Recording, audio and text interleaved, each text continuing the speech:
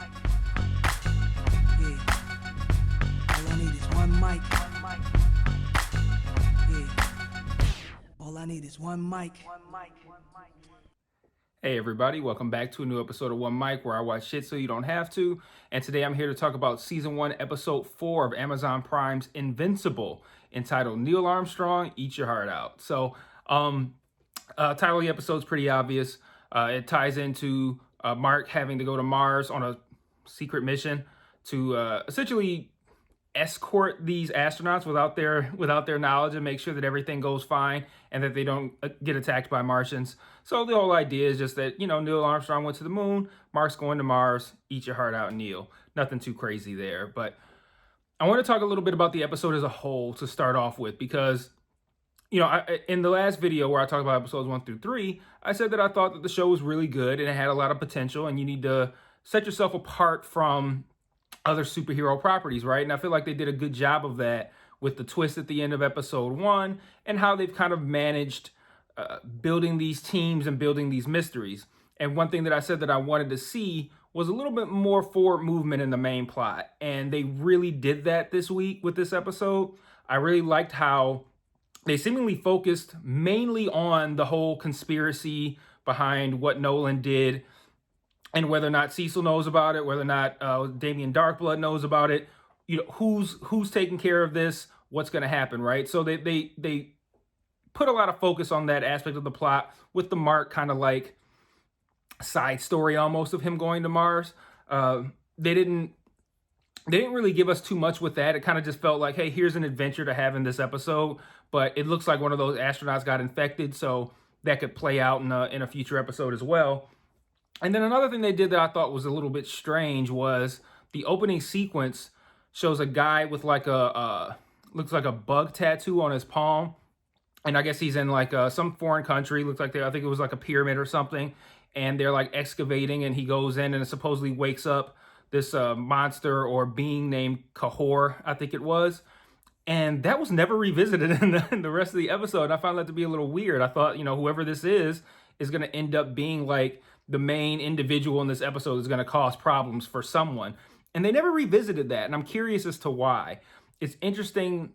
It's an interesting decision, I think, to have an opening sequence that you don't revisit or pay off in that same episode. Because then my question would be, if that pays off in episode 5 or episode 6, whatever, why did you put that at the beginning of episode 4? So I'm a little curious as to what that was, or if I missed something maybe. So if I did, maybe you can drop it in the comments and let me know. But I feel like that opening sequence was never revisited in any kind of way.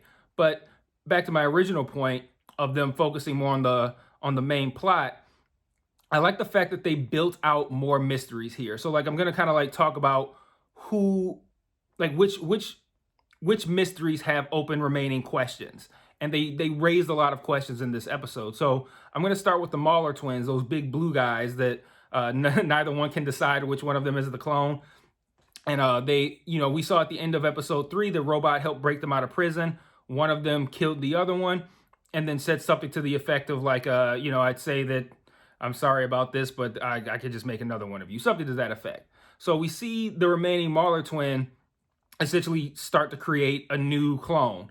I thought that scene was really cool because, one, it showed me that apparently these Mauler twins, or one of them, is really fucking smart, because he built this machine to make this clone all on his own. Just like, okay, I'm just gonna build this cloning machine. So like, this isn't just like a big, dumb, strong monster. Like, this guy's got some brains, right? Then also, I thought it was really cool how they showed that he needed like a drill, like to actually like pierce his skin to get the blood drop to make the clone. So I thought that was a cool scene. But again, questions raised, right? Why is he doing this? Why is he making a new clone? What's his plan? Why did Robot break him out? I don't know yet. So interesting questions raised there. And then another interesting question that they raised, which they kind of continued with the concept of making us wonder about Robot's motivations and what he's doing, is that there's a scene where he essentially says, don't fuck up, Eve's placement on this team. And then I thought initially that he pricked and injected Rexplode with something. but it turns out he actually drew blood from Rexplode. And at the end, we see him in front of like some partially formed being, looks like almost like a boneless man or something like that. And he says something to the effect of like phase 1 can begin, or phase 1 is starting, or something like that.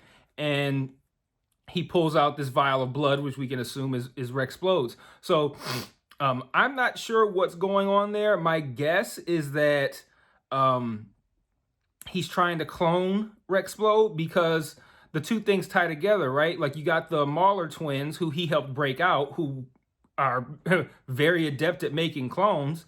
And then we see that he has a vial of Rexplode's blood and is in front of some deformed, boneless creature that's in a vat.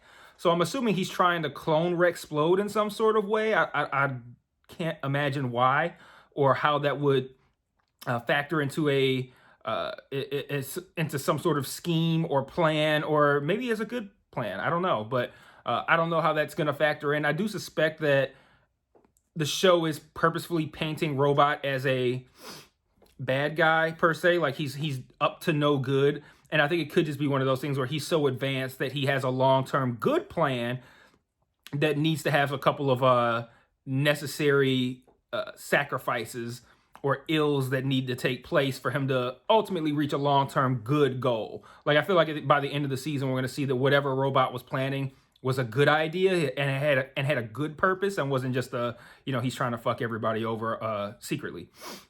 And then the third mystery that I'm curious about is at the very end of the episode, we've seen earlier in the episode that Damien Darkblood was banished to hell by Cecil.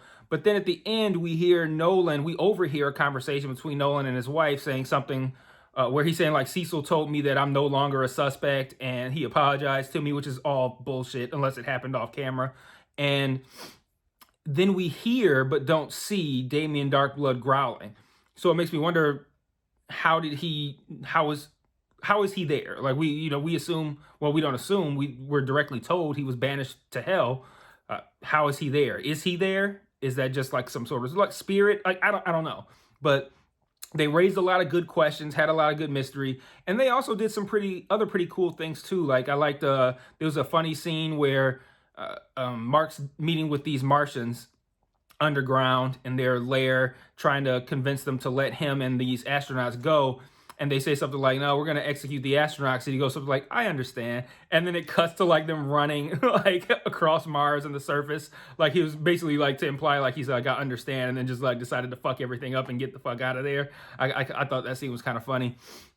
And then they also had a scene that I thought was really nice, that nice in the sense of like, we as viewers will appreciate, and only we as viewers will appreciate what was done there, which was Mark steals a rock from Mars before he leaves. I can't say steals because it's not good, belongs to anybody, but he takes a rock from Mars and he gives it to Amber, and he can't tell her that it's from Mars, obviously. So he just says it's like a Earth rock, and she doesn't understand how like crazy good of a gift that is. Like, he brought you like like a rock from Mars, an insane gift, and he can't even tell you that it's from Mars. So I thought that was like a nice moment that we as viewers can say like, wow, that was an interesting situation where he couldn't even tell her that it was from Mars, but it was like the most insane gift that you can give someone. He can't even divulge it. So I thought that was pretty cool.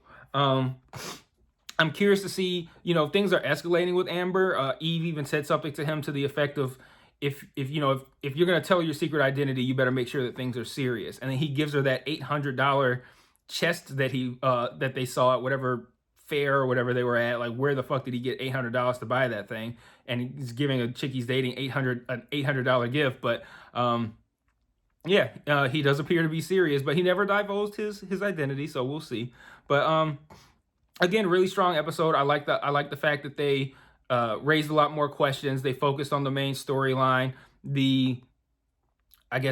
What I would assume will be like a weekly action / battle sequence was good to watch, but not the focus of the episode, which I thought was a wise decision to make. So all in all, I'm still in on this show. Like, I think it's really entertaining. I really am curious to see where these mysteries are going. I'm hoping that it's something that's going to unfold in a complex but still interesting and easy to follow kind of way.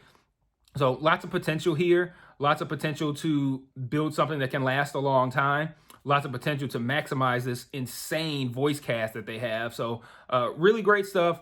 I found out that it is an 8-episode season, so we're already halfway through it. So only 4 more left. So we'll see how that goes. But I'll wrap it up here. Give any feedback you might have, any comments, anything I might have missed that I should have talked about that I didn't. I take kind of like basic notes, and I kind of want to talk about like themes or characters as opposed to like every single individual scene or moment. But I think I covered everything that I wanted to talk about. But if there's something you wanted to hear me talk about, maybe drop it in the comments, and I'll talk about it in next week's episode. So we'll see. But until then, I'll see you guys next Friday. Peace.